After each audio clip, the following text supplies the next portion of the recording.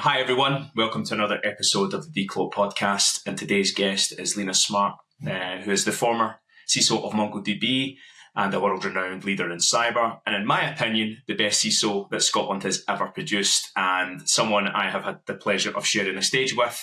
And I often tell this story, Lena, it was like when I was on before you, I was like James Blunt and you were like Guns N' Roses. I love it. Well, thank you for that amazing introduction. I am honoured to be here. I've been so looking forward to this podcast, and I've listened to your other ones. They're brilliant. So let's go on with it. Oh, you're too kind. You're too kind, Lena. And then so we tend to do a kind of intro on our guests, and if you'd like to kind of give an overview of who you are and your career. Yeah. So, as you said, I'm Lena Smart. I was the first CISO at the New York Power Authority, 20 years ago. I left being their CIO and CISO, so that was fun. Then I moved on I was headhunted to go work for a company called Tradeweb in New York, and I was their first CISO, which was also interesting because I never liked going into somebody else's shoes. I've never fancied that. Oh, well, John always used to do it this way, and I couldn't be bothered with that. So being the first CISO at those two companies was amazing, and I loved it. Been able to set my own policies, hire my own team. And then I was going to stay at Tradeweb till I retired, and then I got an offer I couldn't refuse from MongoDB. I met their then founder and CTO, Elliot Horowitz, and he just blew me away. It was brilliant. And I thought, no, I want to go work here. And I remember when I interviewed with them, I said, I'll give you 3 years and I'm done. I want to retire when I'm 55. And they're like, aye, okay then. And fast forward, I was there for 5 years. So retired when I was 57.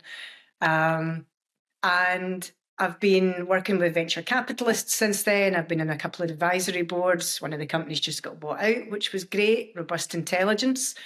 And so it's been interesting. I thought I would have a lot more spare time, and I found I've got less because I'm talking to so many people, but it's in my time and it's on my terms. So it's a lot of fun. But yeah, I took probably an unusual route to this. I left school when I was 16. I had to get a job, look after my mum and my sisters. And so I'm completely self-taught. I did go in a few training classes. I've got my CISSP because I like doing exams, my CISM, my CISA, a whole bunch of different things. But I just thought it was really important. I realised computers would be important when I was about 18.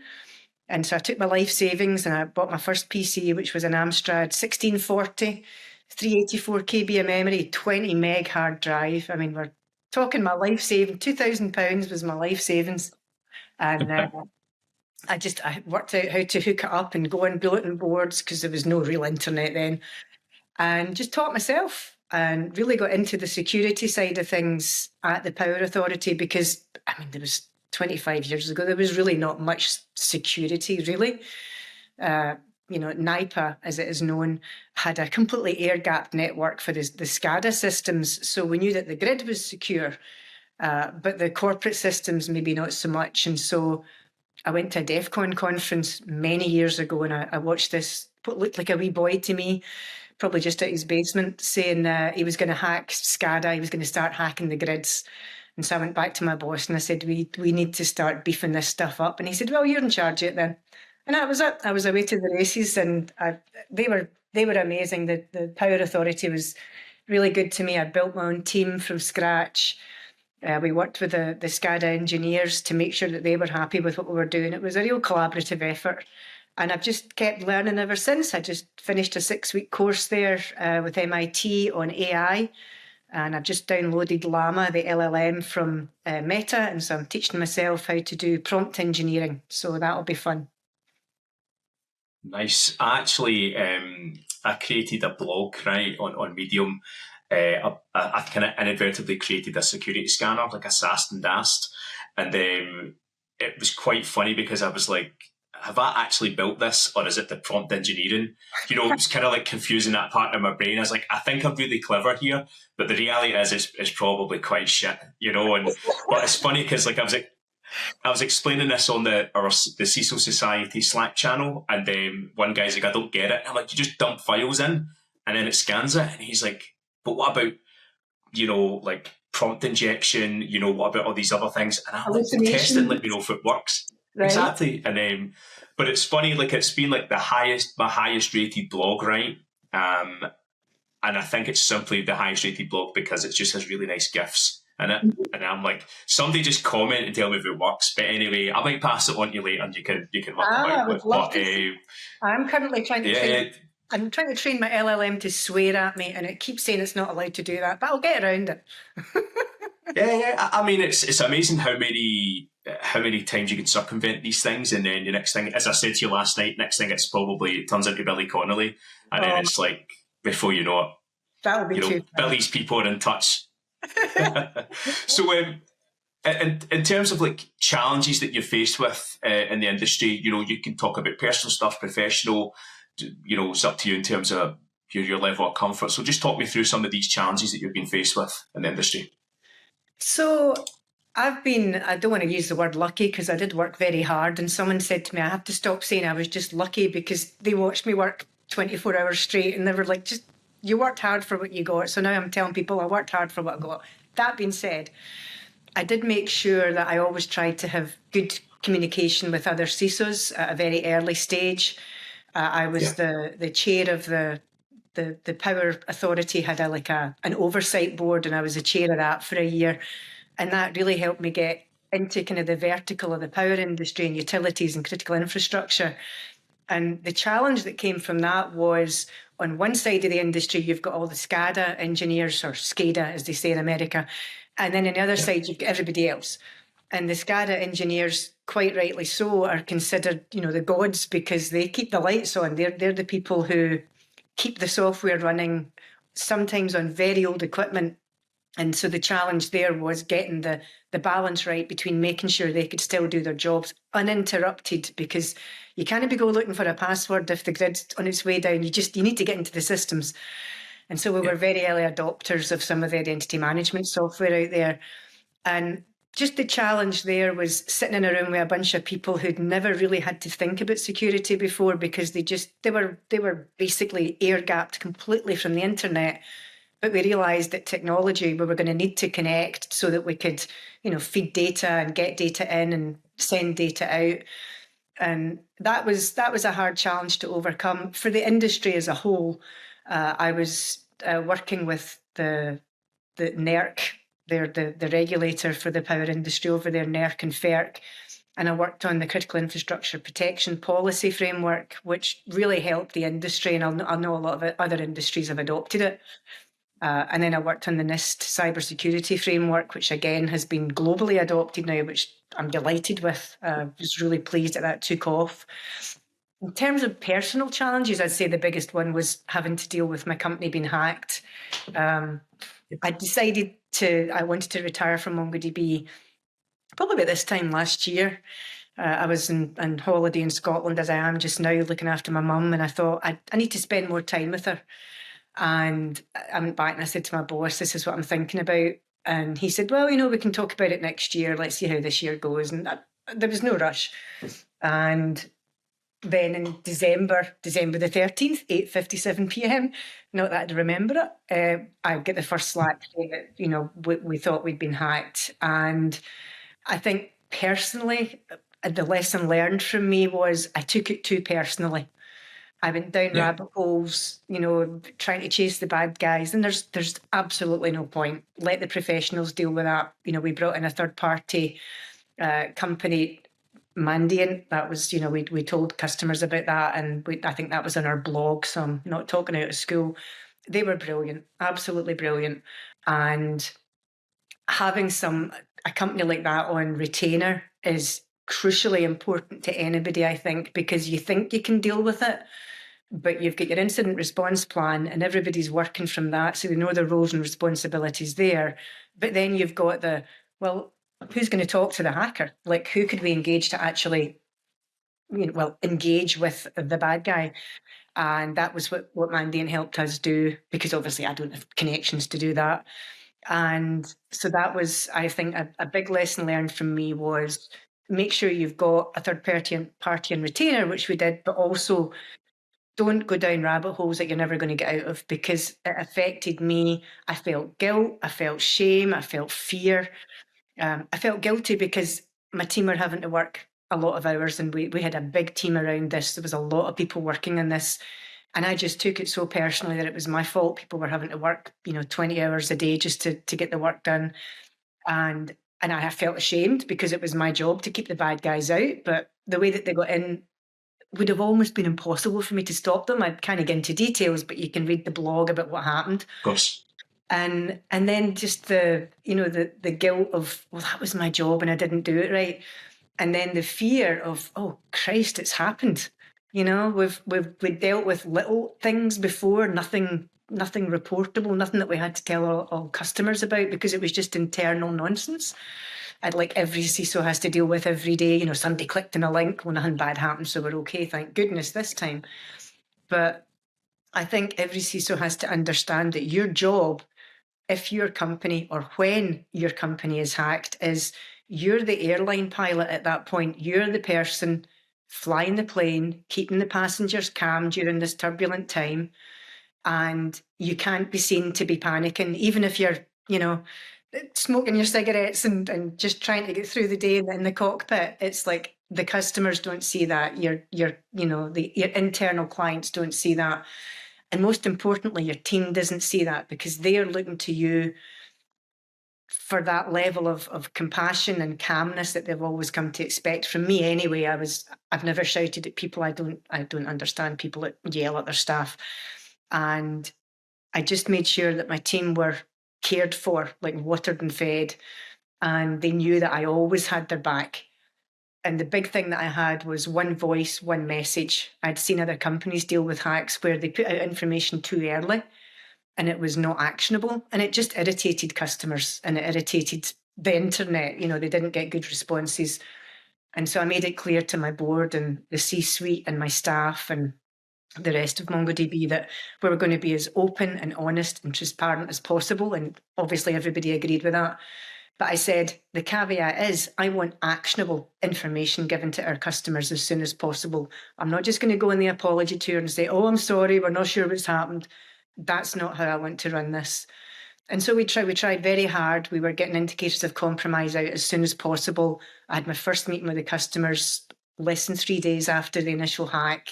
Having been awake for 38 hours straight was not fun.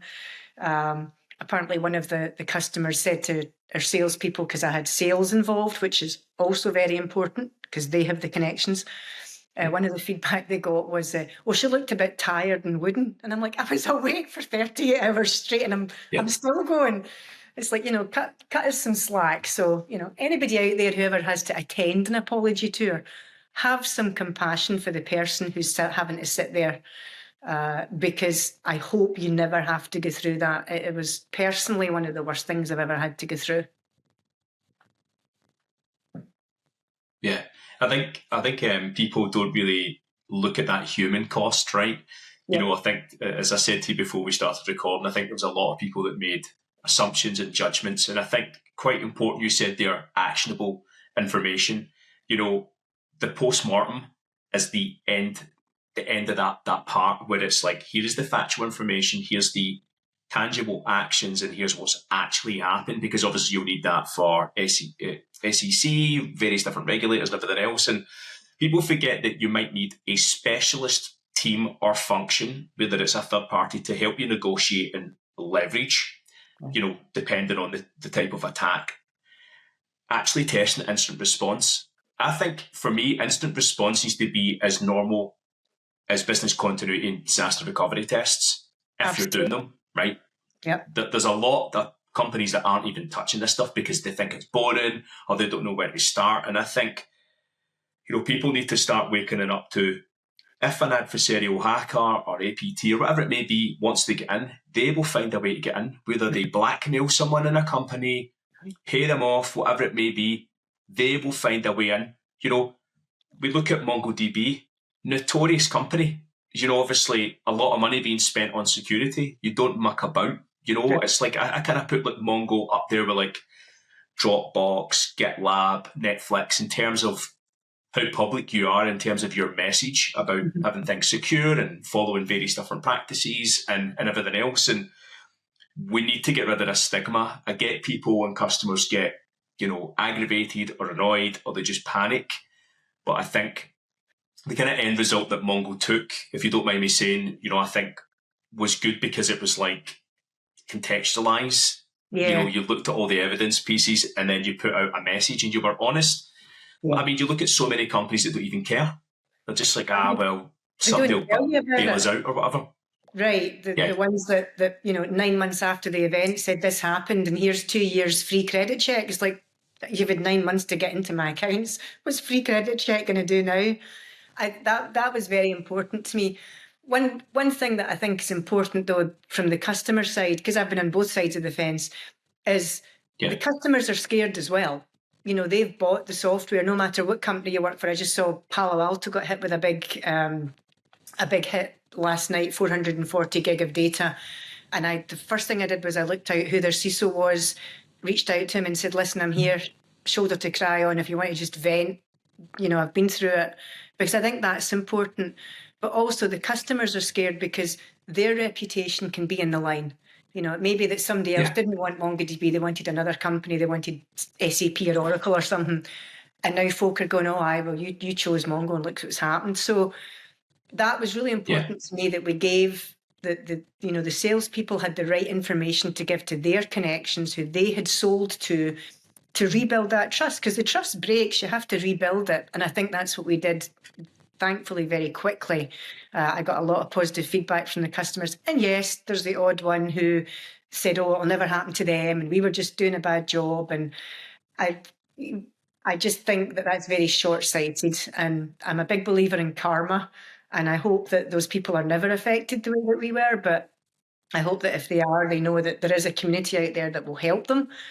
But we also have long memories. And if you're going to treat us roughly during these meetings, people are not going to be so apt to reach out and help proactively, and that you need your posse around you. And I needed to be able to talk to other CISOs just openly, and because I couldn't talk to my team about how I was feeling psychologically because I'm the boss. I couldn't talk to my board and my C-suite really because they were relying on me to be the calm, outward-facing voice of security. So who else am I going to talk to? My mum? She thinks I'm a security guard. She doesn't really know what I do for a living. She knows it's something with computers and security, but that's as far as it goes. People need to make sure that they've got a really good ecosystem around them, because it's not if, it's when something bad happens. And if you don't have the people to talk to who aren't your bosses, aren't your board, isn't your CEO, and then also you can't go talking to your staff saying, I almost had a nervous breakdown last night. I never slept. I was up at 3 o'clock. So were they. And, I needed to always remain that calm buffer, upwards, downwards buffer, sideways, you name it, coming at all angles. I think that's really important, just to have that ecosystem in place. Again, like having a third party and retainer. You've got your CISO pals on retainer, like the CISO Society. I know that if this happened to any one of us, we could just go into the Slack channel and say help. And I know immediately there'd be 100 people piling in saying, how can we help? This is how we dealt with it. Let me share this. Let me help you with that. It's comforting, because you're frightened. Absolutely enough. I know, I mean, it's absolutely terrifying because, as CISOs, we live and die by the sword, right? And we take these things incredibly personal because it could result in massive job losses, share price impact and everything else. And I'm glad that we're obviously building a community of people that is not only becoming more and more diverse, but the skill set is like, the people we've had in this podcast have been everything from pen testers right through to, industry renowned voices. And that's super important, especially when you're dealing with a massive crisis. And, I'm interested, obviously, you've been in the game, I believe, 25 years plus, maybe? A long time. I started when I was 4. No, I'm just kidding. And how would you, is there any kind of tips to build resilience in a leadership role?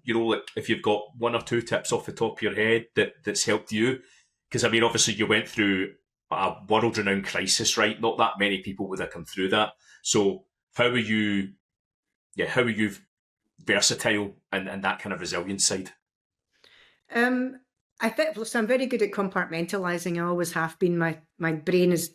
I see it as made up of filing cabinets and boxes. So I'm able to like there's a box for the MongoDB hack, and I would open that up just occasionally and worry about it, close it again, continue working on it. So I've always been able to do that. And I know I'm very lucky because I know a lot of people can't do that. So if you can compartmentalize, do it. But the most important thing, and we've covered this a wee bit, is that ecosystem of support, the CISO society, any other societies that people are a member of, use that and utilize it, because that's going to be your go-to place for help. Most of the help is free. And if people have been through this, I've been offering this service to anybody in the CISO society who's gone through this, is if you want just someone to talk to completely off the record, I'll deny you ever told me anything, just come and talk, because you get into this very myopic bubble in the middle of an event where there's so much information coming in. This is why it was very important we had the one voice, one message I just started talking about there.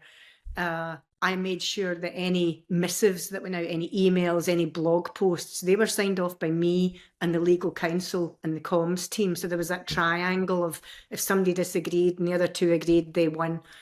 And I think it's very important to have that kind of in place, just so that you know what you're going to tell people in advance. You're not worrying about it.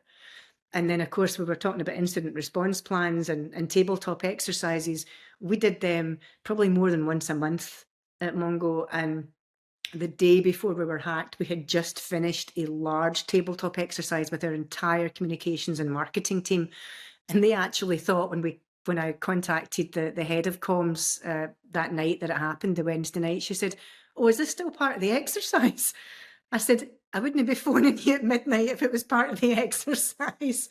I said, "This is the real thing." But because they had just been trained on it, they opened up their playbook. They're like, "Okay, we know what we need to do." It's a level of comfort. I wouldn't say that you have to stick to your playbook to the letter, because you're going to miss things. Don't rely on it too heavily. Take the information as it's coming in, and then, act appropriately. But the biggest tip that I can give anybody who wants to be a CISO is work on your nerves, work on being calm. Even if you don't feel calm, show it outwardly, because fake it till you make it, as they say in America.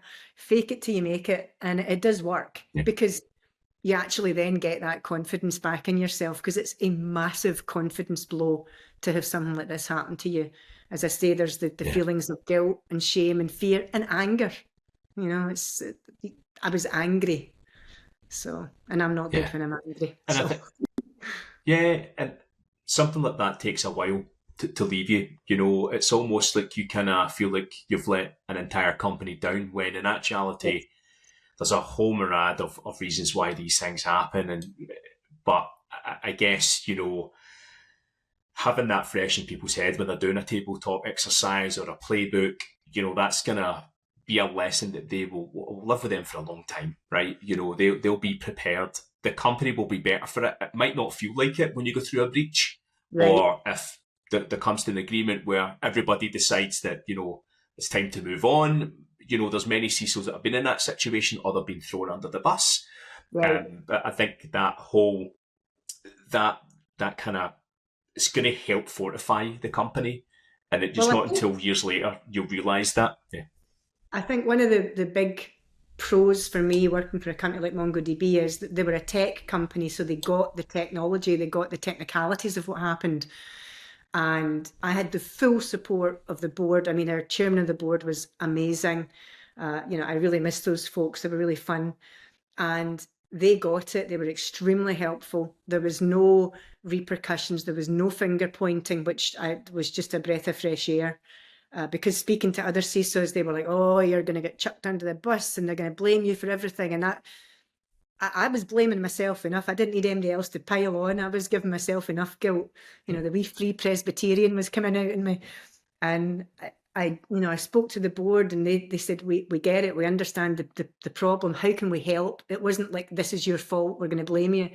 And the same with my boss and our CEO. Everybody was very understanding. And I think it's because they knew that we had done everything to the best of our abilities, and we got caught by, obviously can't get into the technical details, read it on the blog, but we got caught basically by a 0 day and just the perfect storm of, as you said, if somebody wants to get in, they'll get in. Either be either by blackmail or phishing or, you know, some other way of getting in.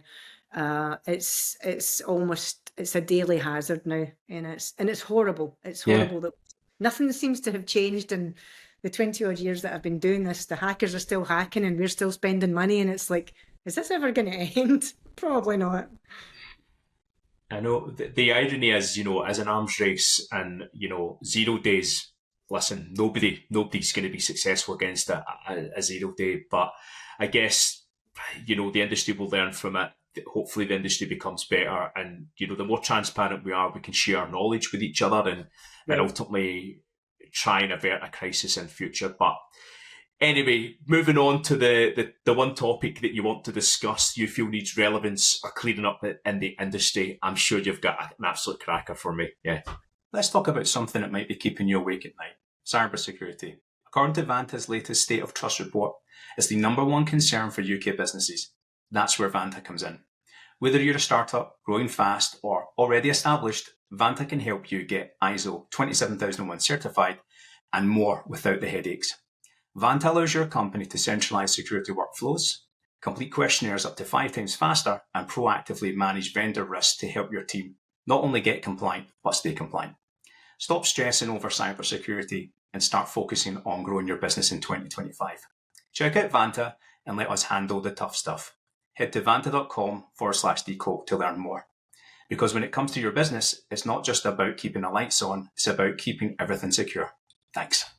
So I really had to think about this, and I was going to talk about the whole, we should get rid of the apology tour for CISOs, and maybe I'll come back once I've written my white paper on that and got lambasted by the internet. But what I decided to talk about was something that I think that a lot of companies are trying to fix, and no one's fixed it yet. So Leo, if you and I can start a company, we'll probably make trillions of dollars. And it's the traditional password policies. I still can't believe that we're talking about passwords 25 years after I think I used my first one. You know, you've got the frequent password changes. I get why people say you have to change your password every 30 days. That just means every 30 days I'm going to get my yellow sticky out and change it and hide it under my keyboard. It's ridiculous. People are just reusing the same complex passwords across multiple accounts because they can't remember what it is. You know, I watched my mother, God bless her, try to remember passwords, and she can't. So, you know, I've now got her a finger touch iPad, so she's a wee bit happier with that. But, you know, before that, she basically had a book of passwords, and we ritually burned it once I set her up with a password manager and fingerprint access. It's like, we're burning this now, Mum, you can never use this again. And these complex character requirements that the companies come out with, even when you're just trying to sign up for something as simple as, I don't know, I'm just going to throw Spotify out here. You know, you have to have 8 characters, uppercase, lowercase, special character, but you can't use these 5 special characters. It's like, there's a famous Dilbert cartoon, you know, your next password has to be made up of squirrel noises. I used to have that as my screensaver because it's like, that's me, that's squirrel noises. And the more complexity just leads to a lot of security risks. So obviously I can't fix the problem, because if I could, you and I would be in business and would be trillionaires up there in space with Elon Musk and whoever else is there. But what I would recommend that we do is multi-factor authentication. I know it's a pain in the arse to set up.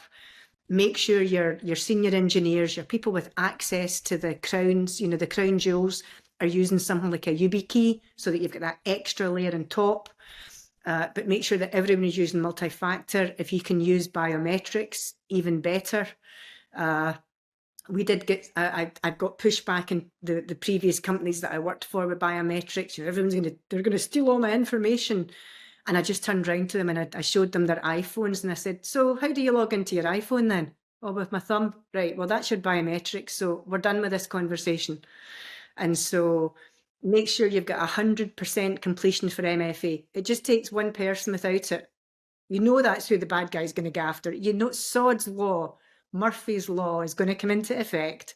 That's the person that's going to be open. The other thing that we encouraged also as well was longer passphrases. I've been telling people this for years.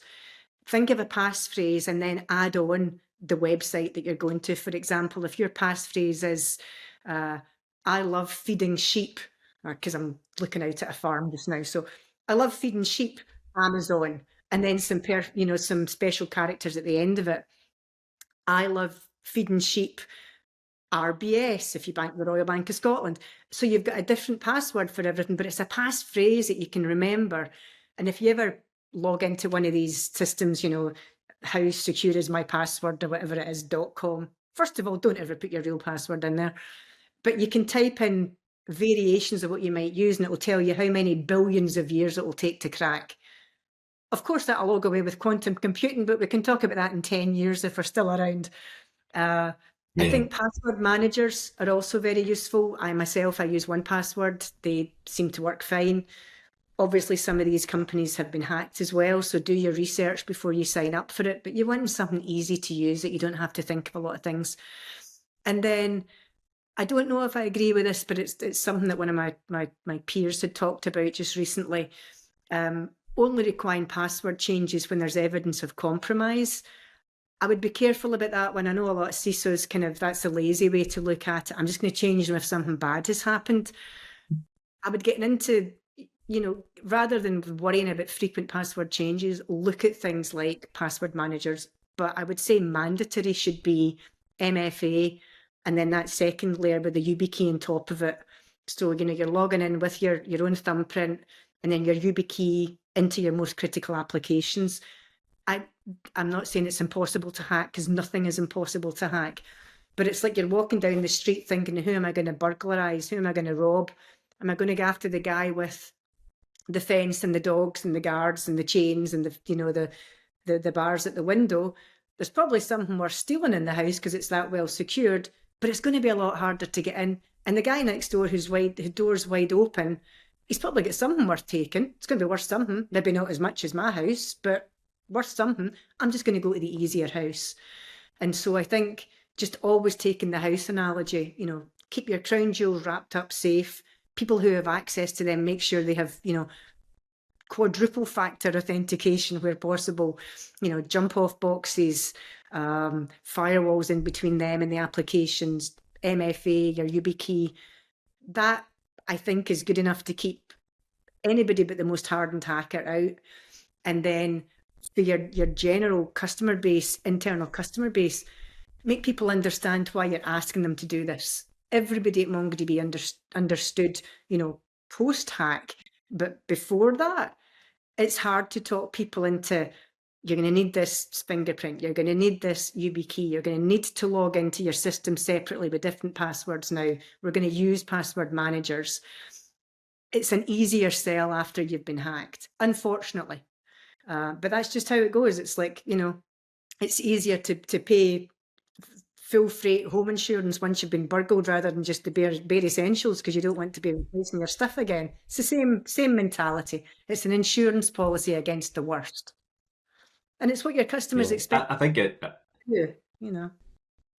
No, I absolutely. But I think the reason these things probably don't happen or get adopted is because of user experience. Somebody will try something. If they can't do it in 1 or 2 clicks, they just get miffed by it. Or the articulation of why it's important, right? Education. I think a couple of central themes there and what you were talking about, and that whole making things about real life. Like your bank. You mentioned passphrases and everything else. And I think if these products had ways to test, phrases, or maybe to test your ability to, I don't know, maybe use the product, then I think that kind of stops things like credential stuff and attacks, and then a multitude of other things that I guess myth people. And I think you're right. Like, no password management tool has managed to maybe perfected it, but again, through the use of automation, it can do the hard thinking for you. All you need is 1Password. Yep. Literally exactly. A single password to get in your tool, and it does all the hard work for you. And then maybe these features are advanced to say, hey, by the way, Leo, you're using this password here, which is like the likelihood of this being used in Netflix or this being a compromise. Because we see it all the time. Like, I worked at a large product-based company, we'll say, and credential stuff and attacks were rife because end users are using the same logins and passwords on multiple different streaming services, multiple different other things, and then But that's where we took an opportunity to educate users, give them a notification to say, hey, if you're using the same password, the same email address, the likelihood is that's been leaked somewhere. They're probably going to use it to log into your app and look at your data. So again, I think a lot of it comes down to just better education, and you'd rather do it pre-hack, but you're right. Post-hack obviously kicks people up the backside. But yeah. Well, and if we've got time, I can add a quick second thing that I think needs to change is this view that cybersecurity training is a necessary evil. I always hated that. I know that it's mandatory. I know that regulated companies, the 3 companies that I worked for, were heavily regulated, and so training was mandatory. And each of the companies I worked for, we had probably a completion of 60 to 70%, which was quite high. And I thought there must be a way of getting this higher. And so I sat with my team one day and I said, how can we get to 100% training completion, or as much as it? And I'd set up a security champions program, over 140 volunteers at MongoDB. And these were people who were interested in security, but it wasn't a full-time job. And so we would give them some training, and we a few of them even went to DEF CON. We ran a competition. We sent a couple of them to DEF CON with my team. And so there was a lot of interest in the program, and they were the canaries in the coal mine for us. Actually, it was one of the members of the SCP that noticed we were being hacked. So that shows you how effective it was. Within minutes, they had realised something was going on, and they said without the training they wouldn't have. So it paid for itself right there and then. But what we did was we sat down with the champions as well and said, how can we get your teams to complete the training? And we had champions in sales and marketing and legal and all the different groups. And sales is always the worst. So we went to the sales champions and said, how can we get the salespeople to finish the training?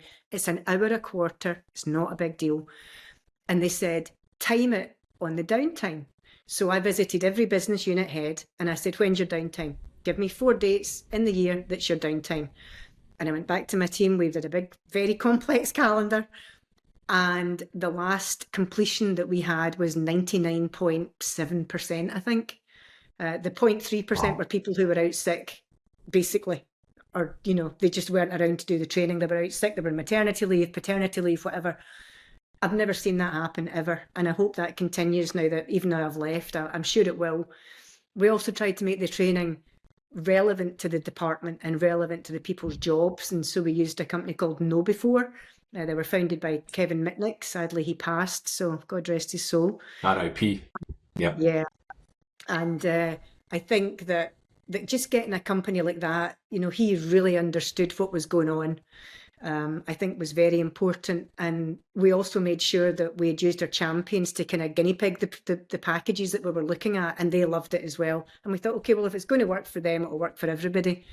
And so I think training has to stop being looked upon as a necessary evil. If you have a trained staff, if you have a breach, they're worth their weight in gold, because you can talk shorthand to them now. It's like, remember we did that training about what happens when we were hacked? And it was like, oh, aye, right. So be super vigilant. Make sure that I've got my YubiKey with me. Make sure that that I'm not sitting in a coffee shop looking at the critical systems. It's like, make it simple, but make it, memorable. Mm-hmm. I completely agree. Security champions programs are so underrated, right? And it's about creating a culture of collaboration and working with folk that clearly have an interest in it, or they want to be upskilled, or maybe make things relatable to them in your life. And I'm interested to know, Lena, did you use anything like gamification? Did you have a budget for things like beer, pizza, swag? Yeah. We actually, I took it one step further. So I started the program, years ago at my other companies, and it was semi-successful, not really, because we didn't put enough time and money into it. And so at Mongo, I really wanted to do it differently. And I started it, of course, my blooming luck, like 3 months before COVID. COVID hits, I was like, you know what, just put the brakes on this just now. There's a pandemic. People have got better things to worry about than, securing their Wi-Fi. And so I made sure that we kept it in the back burner, but we kept the idea going. We had meetings with people and how were people doing. It was more like a care and feeding rather than security at that point. So about a year after that, we were over the worst of the pandemic from a work point anyway. People were into the routines. And so we kicked it off again. But I said to my boss, look, I think if I had somebody full-time doing this who's responsible, we'll give them a wee budget and they're responsible for membership. And, and I wanted to make sure that people had permission from their boss to join. And so that person who was responsible for it, my side, made sure they had permission, and we did all the right things. And I made sure that we had really cool swag, which was very good. Everybody wanted the swag. And also we did monthly meetups, pizza nights, movie nights, some over Zoom, some in person. We had them all over the world. And we also did training classes. The whole company could join if they wanted, but it was mainly for the champions. But we'd teach them how to hack a wee bit. We did some very advanced classes because we had engineers who were brilliant programmers. And the benefit of having engineers in the champions program is they were building security as early as possible now into the systems development lifecycle. So it's like, that was a freebie. Never even thought of that as part of it. So it's got so many added benefits for really very little outlay. It was a junior person that we employed to look after this. He was brilliant. I think I got him promoted just before I left, so I was happy with that. And I think just having someone who was that go-to person, and he was part of a team, but his job was to run the program, and he did it brilliantly. So nice. And I think you're spot on for the little output you get, even like the incremental changes, like if it's 1%, 5%, or however you measure it, it makes such a difference, because like 1 or 5% difference could mean, I don't know, vulnerability reduction, or maybe decentralized security where you have maybe a team of developers and they're running with something, a program, or you find people running their own CTF, and then the next thing you know, it's like a red team, blue team event, and people are getting super competitive. And, I've been there, I've run them before. We ran like a kind of mini DEF CON, and, yep. We did it on the IBM Security Ninjas. So you had like a black belt, brown belt, and you could challenge people. And I kind of made it more like Karate Kid, right? It was like the all Valley tournament, and we had this guy, Lex, shout out to Lex Sabrino from back in the day. And he was like Mr. Miyagi. And he was like, it was funny seeing. Yeah, and it was funny. I was clearly Daniel's son, right? So I was Daniel LaRusso. And then, we had like white belts or red belts go challenge a black belt, and it was like the intensity was, honestly, it was unbelievable. And I miss those days, and that's when that's like when those kind of things, you see people getting those light bulb moments, or they're so passionate about security. It kind of takes you back to when you maybe first get into security, and you're just like super excited. So shout out to all the security programs out there that are running champions and everything else. I'm actually thinking about doing one in my current company, and no spoilers, but it'll be like a Champions League format. So we'll see what happens. Nice. Yeah. But and then moving on to our last question, then, Lena, is the one thing you think is BS cyber and needs a focus or needs to change? Oh, I think we've spoken about this ad nauseum, is this whole idea of, you've been breached and now you have to go and apologise to everybody. I get the apology. I'd rather call it the rebuilding trust tour, because that's what we're doing. Yeah. I think the apology tour is very pejorative. It's got a lot of negative connotations on it, because to apologise means that I thought I did something wrong. Personally, I did. But when we looked into it, I don't know that any CISO would have caught what was happening. I'll be honest. Yeah. And so I really want to change the rhetoric around this to, it's no longer the apology tour. It's the taking responsibility and rebuilding trust tour. And CISOs need to understand that they don't need to fall on their sword every 20 minutes, because it's not healthy for anybody. If you go back to your customers with honesty and transparency and openness, but most importantly, actionable information for them, it's going to relieve some of the frustration. There's still going to be people who are frustrated, because don't forget, you put yourself in your customer's shoes. They're now worried. Has some of their stuff been stolen? Because when you do that first talk, maybe a couple of days after the event, because we tried to get out as quickly as possible, trying to give as much information as possible, I was getting asked questions that I couldn't answer, and I could see the frustration rising in the room. And that's when eventually I just basically called bullshit. I said, look, you've all been in this position. You've all been asked these questions. Why are you asking me the same questions that you know I can't answer? We're just winding everybody up here. Can we just bring it back to what I'm here to talk about? I said, I don't want to be just reading off a script because that's boring and it's also disrespectful. And that kind of opened it up. I did take a wee bit of a chance there, but I was just tired of it. And I think CISOs who've never been through an event like this, God love you, good luck to you. I hope you never have to go through it. CISOs who have been, God love you, good luck to you. I hope you never have to go through it again. But just remember there are things like the CISO Society, which I love, which is that shoulder to cry on, and just go out and ask for help. You know, the other BS thing is, oh, if I ask for help, I'm weak. If you ask for help, you're strong. It's the people who try and keep it all in and do it all on their own. They're onto a hiding, as we say in Glasgow. You're not going to get away with it. So. Absolutely, and I think it's sage advice, right? Because I think so many people don't ask for that help, and I think there maybe was a time in the industry where if you asked your fellow peers, if you were in a leadership position, where they were quite cliquey or they didn't really want to help, and then something must have changed, right? I don't know, maybe a lot of people were experiencing mental health issues, or they were going through their own data breaches and everything else, and it's the only way we can survive as a community is through these networks, because we each are a pillar for each other. And I think sometimes people maybe don't think like that, but something we've discovered through the podcast stuff is that mental health element is extremely dangerous if you do not ask for help or take care of yourself. And listen, no job's worth dying for, right? Take the ego and the pride out of it. Yes, absolutely. I did a talk in Glasgow at Scott West yesterday, and they had an old photograph of me where I was a wee bit heavier, and I came out from the podium and said, "This is not Ozempic. I lost 2 stones in the I've been hacked diet."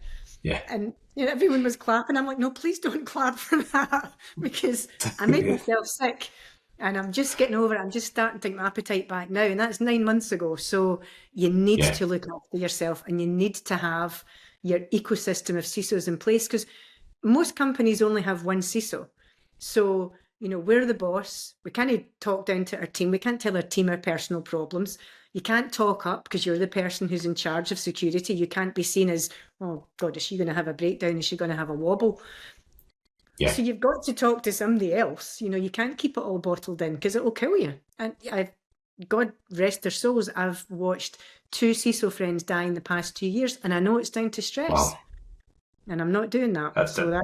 Nah, you're right. You're right. And, I think when you come to a certain point in your career, you've had an excellent career, if you don't mind me saying, and, you're one of the very few people I know from our country that is actually operating at this level, right? And it's like, thankfully the board at Mongo were very supportive of you, and obviously wanted the best for you. And, sometimes you just need to say, listen, I need a break from this. That's why I ultimately started this podcast, was because I had a few drinks on a flight and I was getting text messages from people, and they were like, we're been in this industry, it's toxic. And I'm like, I'm refusing to accept that. And that then became the kind of genesis for starting this. And then, talking to people about their career challenges and how they navigated them, because we all need this advice, right? Nobody's the GOAT, right, when it comes to cyber leadership. Nobody, I don't care what anybody says. Yep. We would like to try and aspire to be the best, but yeah. Well, the one thing I'd like to add at the end is, because we've spoken about blame and guilt and shame and all that. The one big thing, and this was my deputy, Chris Sandalo, he's just left MongoDB as well. He got a good offer. It's funny, once you're hacked, people are actually reaching out because they want that experience. They want CISOs who've experienced this. It's like, okay, well, that was unexpected. But he's very happy. He left on good terms, the same as I did. He just needed a change as well. But the one thing that he instituted, which I thought was brilliant, was the blameless post-mortem. And so at the lessons learned stage of our response plan, we sat around multiple tables with multiple people and said, all we want is the facts. There's no finger pointing. There's no blame. I, as the CISO, have taken ultimate responsibility for this. It's my fault. It was my job. We were, caught on the back foot with something. It's happened to nearly everybody, but I do not want anyone else being blamed. And nobody blamed me. Nobody walked up to me and said, this is your fault. That was all on me. But having that blameless post-mortem means two things. One, your team aren't going to be scared walking into the room because it's just the facts, ma'am. We're just going through this, finding out what happened so that we don't get down that same path again. Be careful of saying, so we never get hacked again, because that's stupid. You just don't want to get hacked in the same way again, because that would be ridiculous. But the second thing as well is it means that future events are going to be reported on quickly. People are not going to be scared. If you've ever sat in a room, and I'm sure you have, where there's some numpties like, well, it was all his fault. Leo told me to click on that link. It was his fault. And it's not my fault. It's my boy and I'm going home. You never want to deal with that person again. And you just want to be out of the room. And having that feeling of distrust in your team destroys a team overnight. I've seen teams just blown apart with one person saying, well, it was her fault. And it's like, oh, really? You think that? Well, remember that time you did this bad thing? And it just devolves into, even more ridiculousness. So if you don't remember anything else from the podcast, if you have been breached, get a blameless post-mortem set up. And if you don't know how to do it, link in with me. That's it. And on that note then, Lena, again, thank you so much. I know we've crossed paths a couple of times and again, that I'm absolutely delighted that you've joined us today. And we're obviously trying a new software today, so I pray to God that it's okay. But again, thank you so much for your advice and obviously your honesty. And thanks again for, giving a bit more clarity and detail around the MongoDB situation, because I know there was a lot of people that had made their own assumptions and we wanted to dispel them as well. So again, everyone, please like, share, subscribe and follow Lena online. I'm sure there'll be more to come from Lena in 2025 and then we look forward to seeing what's next. So again, Lena, thank you so much for your time. Thank you, Leo. It was a pleasure.